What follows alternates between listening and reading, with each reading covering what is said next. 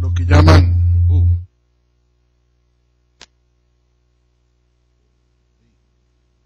en béisbol el relevista corto, o sea, el último out de la última entrada.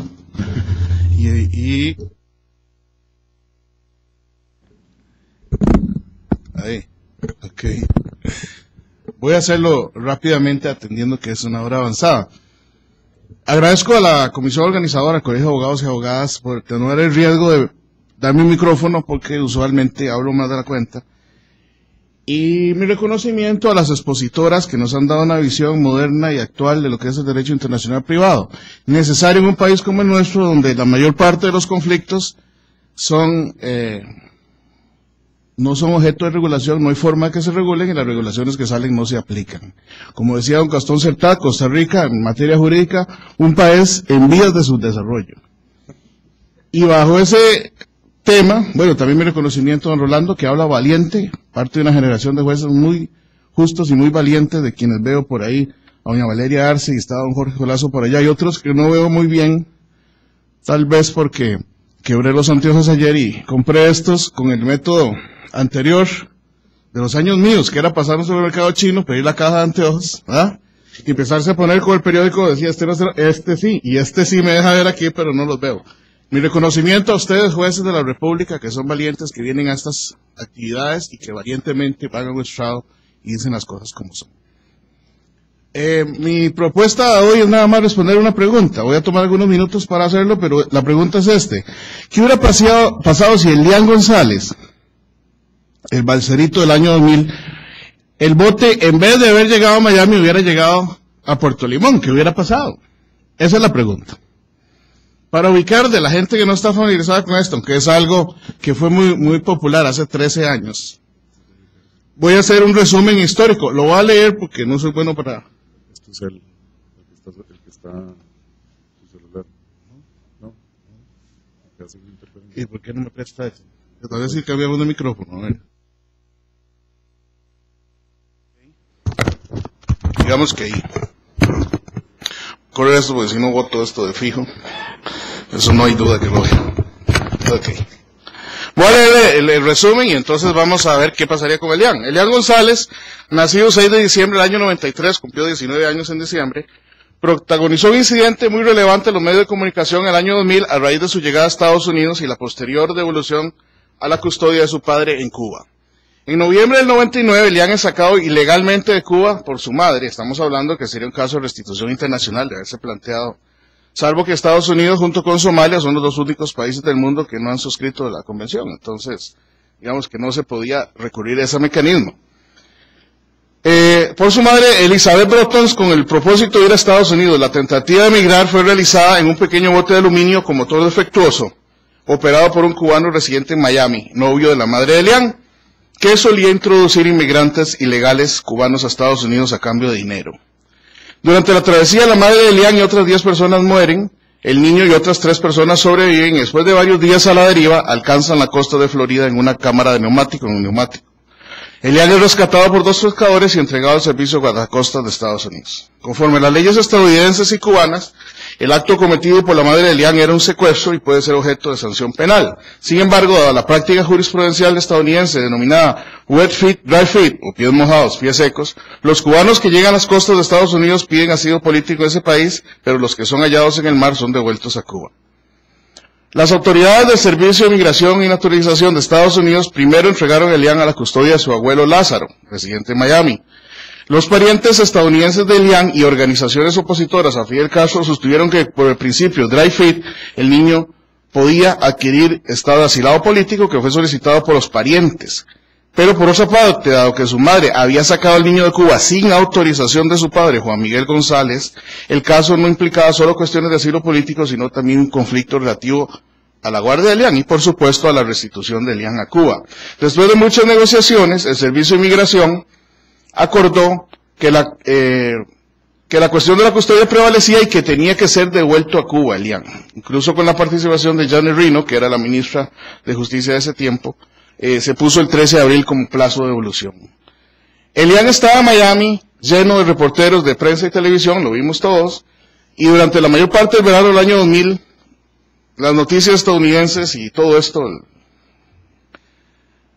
el escándalo de qué es lo que iba a pasar con Elian. La batalla llega al Congreso, a los tribunales federales, los parientes de Elian no lo entregan el 13 de abril, la Corte de Apelaciones de Atlanta ordena que el niño no abandone los Estados Unidos hasta que exista una audiencia, pero el 22 de abril el Departamento de Justicia dice que lo saquen a la fuerza y lo entreguen a su padre, y todos pudimos ver un numeroso agente de la policía con uniformes de combate y armados con sus fusiles automáticos tomando por asalto la casa donde estaba Elian, que el reportero Alan Díaz de Prensa Asociada tomó una fotografía donde está Elian apuntado en la cabeza por un subfusil de estos, que le dieron el premio Pulitzer del año 2001 por esa fotografía.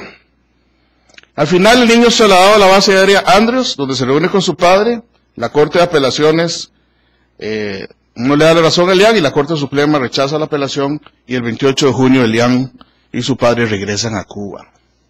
En la actualidad Elian vive en Cárdenas, Cuba. El gobierno tiene en esa ciudad un museo llamado el Museo de las Batallas de Ideas, que incluye una sala dedicada a Elian. Juan Miguel, el padre de Elian, es diputado a la Asamblea Nacional del Poder Popular de Cuba. Va a eventos del Partido Comunista, donde va a los eventos, Elian sube a las tarimas y Fidel Castro lo saluda. Bueno, así lo hacía hasta que Fidel Castro todavía hacía apariciones. Y don Fidel iba a las fiestas de cumpleaños de Elian. El 15 de junio del año 2008, Elian junto con 18,000 cubanos jóvenes ingresó a la Unión de Jóvenes Comunistas. El 9 de abril del año 2000, un columnista del Washington Post, Richard Cohen, dijo: Elian y Juan Miguel González, el hijo y el padre. El primero es un niño inocente, el segundo un hombre que le quitaron a su hijo. Elian se ha comportado como un niño de 6 años, Juan Miguel como un típico padre, y la mayoría de los políticos como típicos idiotas. Y tal y como son los gringos, el cuarto episodio de la cuarta temporada de South Park, llamado Quíntuples 2000, hicieron una parodia de la repatriación de quintillizas rumanas, y salió lo mismo el conflicto de Elian, las fotos de los policías y todo lo demás. Y en el álbum Killing Spree de la banda de thrash metal Junkers de Nueva York, del grupo Carnage Crew, le dedicó una canción que se llama Alien González en vez de Elian González. Historia de Elian. Ahora, ¿qué hubiera pasado si Elian llega a Limón? Lo que quise dar toda la referencia, porque si hubiera llegado a Limón, esto es lo que hubiera pasado. La convención esta que se trata, y es tal vez lo que la sala no ha analizado, a mí parece que la sala constitucional interpreta las convenciones según como les quiere entender y no según cómo son. Durante 15 años estuvimos discutiendo, y con la sala, de que la Convención Internacional, de la Convenio sobre Adopción Internacional de la Haya, no solo se aplicaba a menores institucionalizados, sino a todos los menores, incluyendo la mal llamada adopción por entrega directa. Y la sala durante 15 años dijo que no era así, y ahora cambió y dijo que ahora sí es así. Pues en el caso de la Convención sobre la Institución Internacional de Personas, básicamente la idea de la sala es que no hay que restituir a los menores, pero bueno, es que el problema es que cuando hay 200 países en el mundo y hay menores que son sustraídos y se llevan a otros países y no se devuelven, el asunto no puede quedar en que si el Estado quiere o no devolverlos, que si devuelvo a unos y a otros no, que si el niño era de este país no lo devuelvo, pero si es extranjero sí lo devuelvo, o si la madre de este país se queda, pero si el padre o la madre son de otro país, entonces se devuelven o no se devuelven, o que Cuba devuelva al bloque comunista y Estados Unidos a los bloques de Europa. Es decir, tiene que haber algún orden, no puede quedar en la vida que cada país haga lo que le dé la gana de si devuelve o no. Para eso es que se hace una convención. La convención se hace y se firma por todo el mundo, menos Estados Unidos y Somalia, comprometiéndose a un solo punto. Si la gestión de restitución se hace dentro del año siguiente al traslado ilegítimo en otro estado o a la retención, se devuelve. Y el país que recibe a la persona menor de edad define su situación. Si se hace después del año, ya es otra historia, ya ahí sí habrá un margen de discrecionalidad y de prueba para ver si conviene o no devolverlo. Pero gestión dentro del año automáticamente se devuelve. Ese era el plan, eso fue lo que se pactó.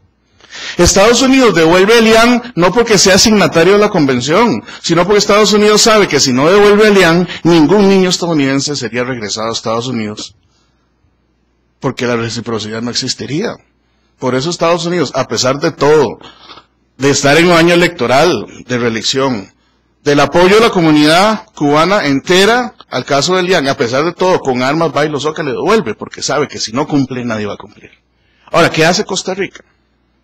El caso más parecido a esto, no voy a dar nombres, sobre todo porque me involucra a persona menor de edad, lo tiene el Tribunal de Familia. Hay uno más reciente, pero que como se está todavía por decidir, no quería citarlo, pero que es el voto 1002 del año 2010, se presenta más o menos en esos términos. La mamá lo que dice es que se había traído al hijo y que ella le da seguridad, afecto, amor, educación, techo, alimentos, y que es un riesgo que vuelva donde su papá, que es un agresor y es un drogadicto. El tribunal hace un análisis para confirmar la sentencia de juzgado, en el sentido de qué consiste el convenio sobre aspectos civiles de la sustracción internacional de menores, de qué se trata esto, y concluye que es un instrumento de garantía para evitar que se trasladen o retengan ilícitamente los hijos de un país de su residencia habitual y se lleve a un refugio a otro país.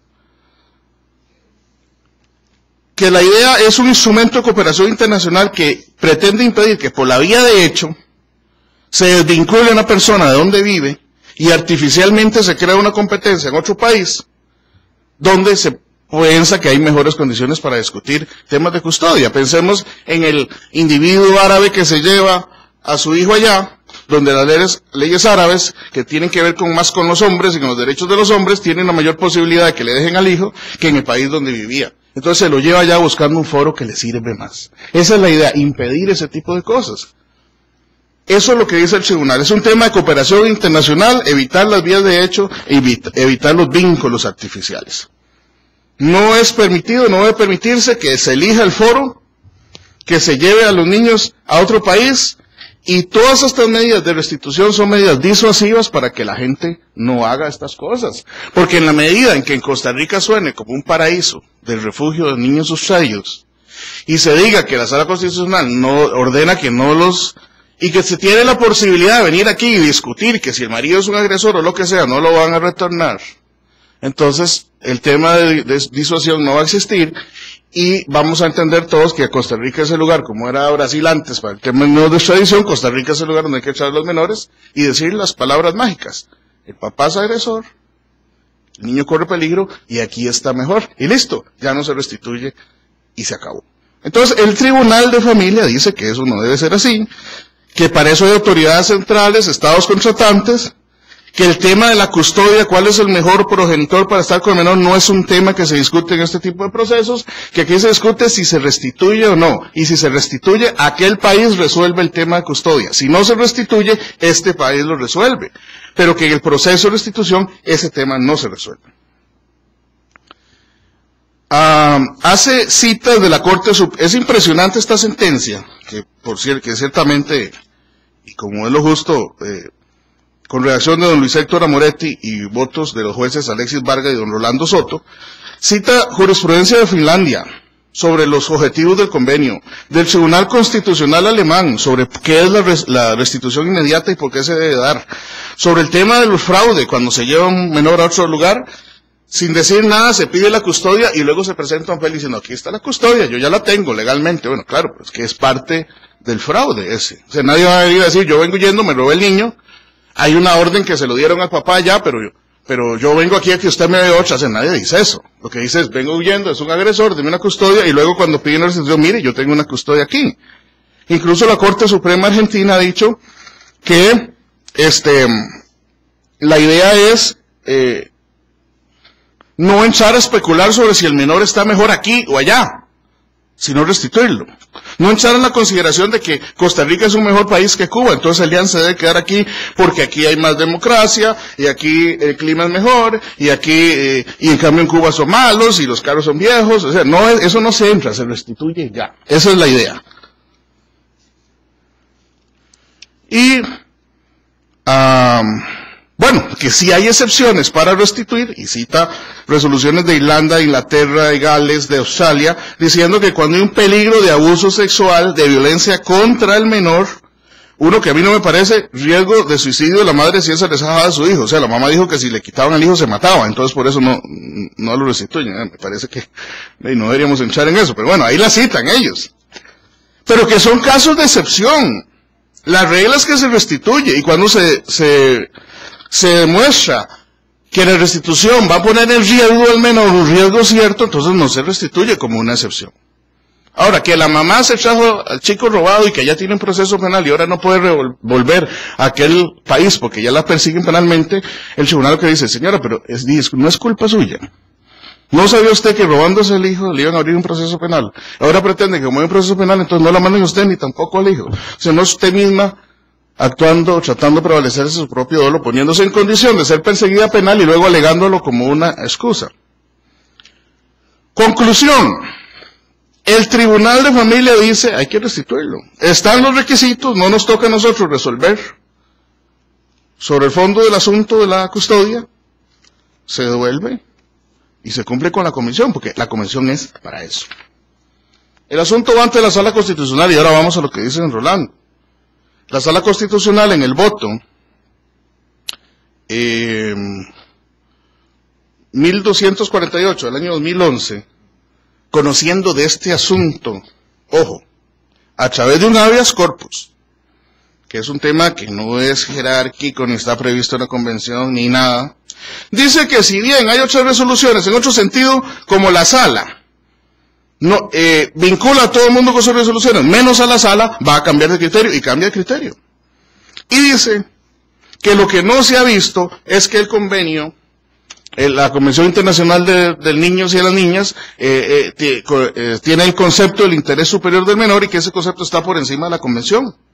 Y que por lo tanto, y voy a leer lo que dice la sala, para no malinterpretar nada, voy a leerlo. Su carácter superior exige que la interpretación jurídica y resolución de controversias de que haya un niño de por medio sea infantocéntrica, antes que paternocéntrica o estatocéntrica. En tales situaciones, debe resolverse lo que convenga al desarrollo de la persona menor de edad, lo que significa que su bienestar prevalece frente a otros derechos, aunque sean legítimos. La superioridad de principios supone la existencia de un interés objetivo por encima de los intereses subjetivos de otros involucrados, incluyendo los propios menores afectados. Ahora preguntaba yo a don Rolando, ¿cómo hay un derecho objetivo que está por encima de los derechos subjetivos del propio menor, que es el que interesa proteger?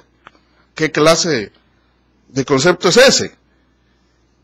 Y cambia el tema de la confianza entre los estados. La convención lo que dice, los estados deben tener confianza que si se roba un chico y se lo llega a otro país, lo van a devolver. La sala dice, los estados tienen que tener confianza que si no lo devuelven, en el país donde se queda, lo van a atender bien. Cambia el concepto, dice así, esto implica que las consideraciones a la confianza que debe existir entre los estados en cuanto a las medidas para proteger a los menores. Sigo leyendo lo que dice la sala. Que debe quedarse en Costa Rica porque el ambiente mejor potencia su proyecto de vida acorde a las circunstancias que lo rodean. O sea, es mejor el ambiente en Costa Rica que Estados Unidos, es lo que está diciendo. Y que no hay excepciones en la convención, sino que la regla es no restituir si está mejor en Costa Rica. No como una forma de exceptuar el convenio, sino como un modo de cumplirlo. Y si hay temor de que eso socave la confianza entre los estados, es una expresión estatocéntrica y que no debe ser y que no importa porque el interés de los estados es lo menor. En otras palabras, si los estados se enojan unos con otros porque no ven los chicos, eso no nos interesa porque lo importante es el interés superior. Pero entonces, ¿de qué era la convención? Lo que digo es, si no hubiera convención, haríamos eso. Cada estado devuelve si le da la gana y si quiere no. Pero con convención, la sala lo que dice es que lo que hay que hacer es que cada estado devuelva si le da la gana y si quiere no. Entonces, ¿para qué es la convención? ¿Cómo es que la sala, para cumplir la convención, la deja sin efecto? Dice la sala, sigue diciendo, queda demostrado que Costa Rica tiene leyes de apoyo y sustento de las relaciones afectivas, y cita un peritaje psicosocial donde la menor tiene desarrollo verbal, emocional, social, según su edad. Se observa sana, desenvuelta con deseos de explorar y socializar. Desapegar a la niña de su madre afectaría su seguridad. Bueno, pero si este es el criterio, nunca va a haber una restitución. O sea, siempre que la niña esté bien, esté sana y esté desenvuelta y se vea bien con su madre, entonces porque entonces está bien. ¿Ah? ¿Qué significa esto? Se acabó la convención. En consecuencia, la restitución o no de un menor dependerá de cada caso concreto, el cual debe ser valorado conforme el interés superior del menor. Esto según una visión infantocéntrica, lo que prima sobre consideraciones estato-paternocéntricas. Declara con lugar el habeas, anula la resolución del juzgado y la del tribunal, y la chica no es restituida. Con voto salvado, muy bueno el magistrado Castillo, que dice que el efecto disuasivo de la convención se ha perdido con este voto de mayoría,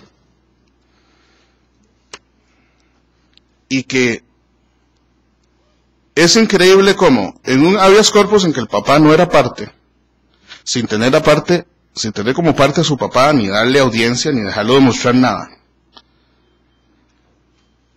se decide que la custodia se queda con la mamá, se decide que el papá es agresor cuando la sentencia de Estados Unidos declaró sin lugar la violencia doméstica, se decide que el papá no puede estar cuando hay una sentencia previa dándole la custodia al papá, y que al final de cuentas se ha irrespetado el debido proceso porque se ha discutido el asunto de fondo y se ha resuelto teniéndolo como agresor sin siquiera haberlo tenido como parte ni haberlo escuchado. Y dice el magistrado, y aunque resulte paradójico, también un tribunal constitucional puede vulnerar los derechos fundamentales de una persona a pesar de que su misión sea la contraria. El papá se quedó sin su hija porque la sala dijo que mejor se quedaba en Costa Rica y ni siquiera lo tuvo como parte. Dicen que hoy en la mañana, allá en el malecón, había un hombre con un cartel en Cuba, que decía, liberen a Elian, y que alguien se le acercó y le dijo, pero señor, lo de Elian fue hace 3 años, eso ya pasó, ¿por qué dando ese cartel? Y que él respondió, pero oye chico, es que yo soy Elian. Yo digo que si Elian hubiera llegado a Costa Rica, estaría aquí en esta conferencia y se iría a tomar unos mojitos hoy en la noche, porque así es como funciona aquí. Muchas gracias.